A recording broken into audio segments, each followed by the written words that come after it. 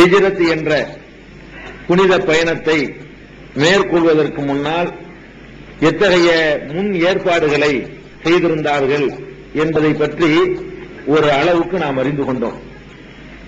அவர்கள் செய்த முன் ஏற்பாடுகளிலே முக்கியமானது ஹஜ்ஜிக்கு வரக்கூடிய மதீனாவாசிகளை தனித்தனியாக சந்தித்து அவர்களுக்கு இந்த மார்க்கத்தை விளக்கி அவர்கள் இந்த மார்க்கத்தை ஏற்றுக்கொள்வதற்கான சூழ்நிலைகளை முன்கூட்டியே பெருமானார் ஸல்லல்லாஹு அலைஹி வஸல்லம் உருவாக்கினார்கள். அப்படி உருவாக்கியதிலே முதற்கட்டமாக ஒரு 12 சஹாபாக்கள் வந்து பெருமானார் ஸல்லல்லாஹு அலைஹி வஸல்லம் அவர்களை ரகசியமாக சந்தித்து இந்த இஸ்லாத்தை ஏற்றுக்கொள்கிறார்கள். இரண்டாவது கட்டமாக ஒரு 70 சஹாபாக்கள் மதீனாவாசிகள் வந்து இந்த மார்க்கத்தை ஏற்றுக்கொண்டு அவர்கள் மதீனா முழுவதும் சென்று பிரச்சாரம் செய்து அங்க உள்ள மக்களை எல்லாம் ஒரு அளவுக்கு வீட்டுக்கு ஒரு ஆளுங்கிற அளவுல பெருமளவுக்கு மக்களை முன்கூட்டியே உருவாக்கிட்டாங்க. அந்த வகையில ஆரம்ப காலத்தில் இந்த 12 பேர் வந்தாங்க இல்லையா, அவர்கள சிலருடைய பெயர்கள் உங்களுக்கு சொல்லப்பட்டிருக்கு. இந்த 12 பேர்களை பத்தியாவது சுருக்கமா தெரிஞ்சுக்கிறதுக்காக வேண்டி எஞ்சி உள்ளவங்களை சில பேர், எஞ்சி உள்ள 4 பேரு, அப்துல்லா இப்னு அம்ர் இப்னு ஹராம் என்ற ஒரு சஹாபி, இவர் ஹஸ்ரஜ் கோத்திரத்தை சேர்ந்தவர், அன்சாரி கிளையை சேர்ந்தவர், ஜாபிர் பின் அப்துல்லான்னு சொல்லக்கூடிய பிரபல்யமான சஹாபியுடைய தகப்பனாரு. இவர் வந்து பத்ர் போர்க்களத்திலையும் கலந்து கொண்டிருக்கிறவரு. இவரும் அந்த 12 பேரில் ஒருவராக வர்றார். ஆனா உஹது போர்க்களத்தில் இவர் ஷஹீதாயிடுறாரு. இவர் ஷஹீதான உடனே இவருக்கு வானவர்கள் மலக்குகள் நிழல் அளித்தார்கள் என்று பெருமானார் ஸல்லல்லாஹு அலைஹி வஸல்லம் அவர்களே இவருக்காக வேண்டி ரொம்ப புகழ்ந்து சொல்லியிருக்கிறாங்க. அந்த அக்கபாவுல வந்து உடன்படிக்கை எடுத்துக்கொண்டு மதீனாவுல களம் அமைச்சிட்டு இஸ்லாம் சந்தித்த 2வது போர்க்களமாக திகழ்கின்ற உஹது போரிலையும் பங்கெடுத்து அதுல ஷஹீதாயிட்டாரு. இவர் அந்த 12 பேர்ல ஒரு முக்கியமான ஒரு ஆளு. அதே மாதிரி உக்பா பின் ஆமீர் அல் அன்சாரி, மதீனாவை சேர்ந்த உக்பத் பின் ஆமீர் என்று சொல்றோமே, இந்த ஒரு சஹாபியும் அந்த அக்கபத்துல் ஊலா என்று சொல்லப்படக்கூடிய முதலாவது அந்த உடன்படிக்கையில கலந்து கொண்டவர். பத்ர்ல, உஹதுல, இன்னும் ஏராளமான போர்க்களங்கள்ல, கந்தக்ல, எல்லா ஏனைய போர்க்களங்கள்ல எல்லாம் பங்கெடுத்துக் கொண்டவர். யமாமா என்ற போரில் ஷஹீதானவர். கடைசி காலம் வரைக்கும் உயிர் தியாகம் பண்றதுக்காக வேண்டி வந்தவங்க தியாகம் பண்ணிருக்கிறாங்க. அப்படி வந்தவங்கள பெரும்பாலான நீ பாக்குறீங்க எல்லாரும் ஷஹீதாவர் ஆயிருக்கிறாங்க. ஒரு தியாகம் பண்ணிவிட்டு ஏதாவது ஒரு போர்ல அவங்க வந்து தங்களுடைய உயிரையே அல்லாஹ்வுக்காக அர்ப்பணித்திருக்கிறாங்க. அப்படிப்பட்ட அர்ப்பணிப்பாளர்கள்ல உக்பா பின் ஆமீர் ரலியல்லாஹு தஆலா அன்ஹு அவங்க ஒரு ஆளு. அதே மாதிரி முஆதி பின் ஹாரிஸ் பின் ரிஃபா என்ற ஒரு சஹாபி, இவர் அன்சாரி கோத்திரத்தை சேர்ந்தவர், ஹஸ்ரஜி கிளையை சேர்ந்தவர். இப்னு அஃப்ரா என்ற இவருக்கு அடைமொழி இருக்கிறது. இவர் வந்து ரசூல் ஸல்லல்லாஹு அலைஹி வஸல்லம் அவர்களோட வந்து ஆரம்பத்துல சந்திச்சாங்களா 6 பேரு, அதுலயும் இருந்தாரு. 12 பேர் வந்தாங்களே அதுலயும் இருந்தாரு. இப்படி எல்லாத்திலையுமே வந்தவர். அசு ஹஸ்ரஜி இந்த கோத்திரங்கள்ல எல்லாம் முதல்ல வந்தவர் இவர் தான். மொத்தத்துல ஒருத்தர் மதீனாவுல ஃபர்ஸ்ட் வந்திருப்பார்ல, மொத்தத்திலேயே மதீனாவுல ஃபர்ஸ்ட் வந்தவர் யாருன்னு கேட்டா இவர் தான். முஆது பின் ஹாரிஸ் ரலியல்லாஹு அன்ஹு தான் மொத்தத்திலேயே வந்தவர், இஸ்லாத்துக்கு ஃபர்ஸ்ட் வந்தவர் மதீனாவாசிகள்ல. அது மாத்திரம் இல்லாம பத்ர் போர்க்களத்துல அபூஜஹில் கொல்லப்பட்டது உங்களுக்கு எல்லாம் தெரியும். இந்த அபூஜஹில அந்த களத்துல கொன்றவர்ல இவர் ஒரு ஆள். 2 பேர் கொல்றாங்க இல்லையா, அதுல முஆது என்பவர் ஒருத்தர் பேர் ஒன்று வரும் அந்த வரலாறுல. அந்த பத்ர் போர்ல அபூஜஹிலை கொன்றவராகவும் இவர் தான். முதல்ல இஸ்லாத்தை ஏற்றவர் இவர். மதீனாவாசிகள்ல அகபாவுல 6 பேர் வந்து இஸ்லாத்தை தழுவுனாங்களே அப்பவே சேர்ந்தவர். 12 பேர் வந்து உறுதிமொழி கொடுக்கும் போது வந்தவர். மதீனாவுக்கு போன பிறகு நடந்த முதல் போர்க்களத்தில் பத்ர் போர்லையும் வந்து அர்ப்பணிக்கிறதுக்காக வந்தவர்.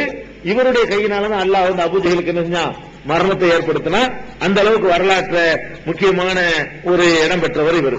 யாரு? முஆது பின் ஹாரிஸ் என்பவர். அதே மாதிரி அபூ லுபாபா என்ற ஒரு சஹாபி, இப்னு அப்துல் முன்சிர் என்பவருடைய மகன். இவரும் அன்சாரி கோத்திரத்தை சேர்ந்தவர்.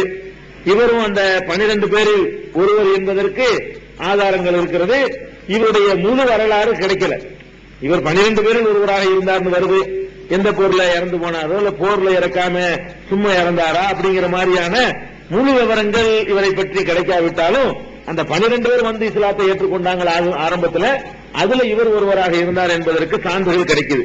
இப்படிப்பட்ட 12 பேரும் போய் களம் அமைத்து கொடுத்து, அதுக்கு பிறகு 70 பேர் போய் களம் அமைக்கி, அதுக்கப்புறம் வீடு வீடாக இந்த இஸ்லாம் மார்க்கம் நுழைஞ்சி அழகான ஒரு அஸ்திவாரம் போடப்பட்ட நிலையில் தான் பெருமானார் ஸல்லல்லாஹு அலைஹி வஸல்லம் அவர்கள் மதீனாவை நோக்கி ஹிஜ்ரத் போறாங்க. நம்ம ஹிஜ்ரத்துடைய வரலாறு நீ தெரிய போறோம்.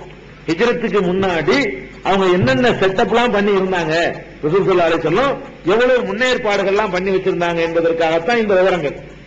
இது போக பெருமானார் ஸல்லல்லாஹு அலைஹி வஸல்லம் ஹிஜ்ரத் போறதுக்கு முன்னாடி அந்த மதீனாவுல ஒரு ஜமாஅத் உண்டாயிடுச்சுன்னு தெரிஞ்ச உடனே சில சகோதரர்களை வேற முன்கூட்டி அனுப்பி வைக்கிறாங்க. ரசூல் ஸல்லல்லாஹு அலைஹி வஸல்லம் அன்றைக்கு உள்ளதுல அநேகமா கடைசியா போனவங்கன்னு சொல்லலாம். அலியை மட்டும் விட்டுட்டு போயிட்டாங்களே, அந்த வகையில் அவங்க தான் கடைசின்னு சொல்லலாம். அதுக்கு முந்தைய முஸாப் ரலியல்லாஹு அன்ஹு, அம்மார் ரலியல்லாஹு அன்ஹு முன்னாடி அனுப்பிட்டாங்க.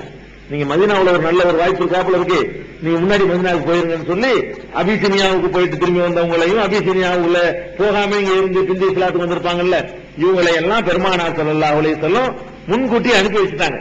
நிறைய பேர் அனுப்பி இருக்கிறாங்க. அந்த விவரங்களை இரண்டாவது எடுத்துக்கிறோம்.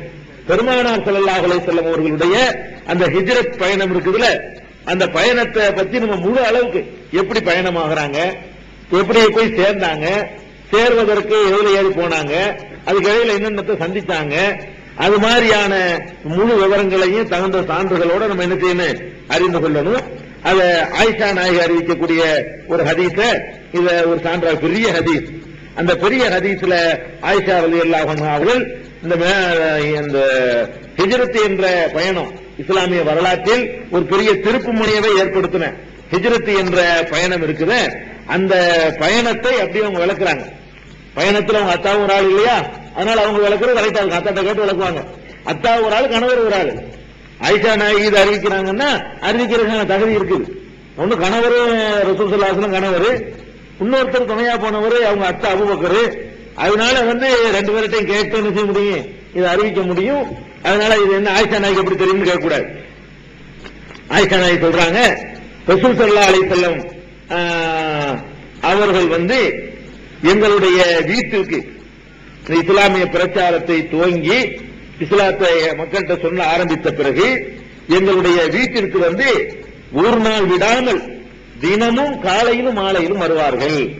ரசூல் ஸல்லல்லாஹு அலைஹி வஸல்லம் வழக்கம் என்னன்னு கேட்டா, தினசரி காலையில ஒரு தடவை, சாயந்தரம் ஒரு தடவை அபூபக்கரை பார்க்க தேடி வந்துருவாங்க. அவ்வளவு நட்பு.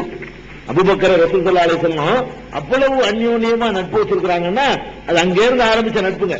இஸ்லாமிய பிரச்சாரம் செஞ்ச பிறகு ஒரு நாள் விட்டதில்லைங்கிறாங்க ஆயிஷா நாயகி சொல்றாங்க. ஒரு நாள் விட்டதே இல்லை. லம் யமுர் அலைனா யௌமுன் இல்லா யாத்தினா ஃபீஹி ரசூலுல்லாஹி ஸல்லல்லாஹு அலைஹி வஸல்லம் தரஃபைன் நஹாரி புக்ரத்தன் வாஷியா.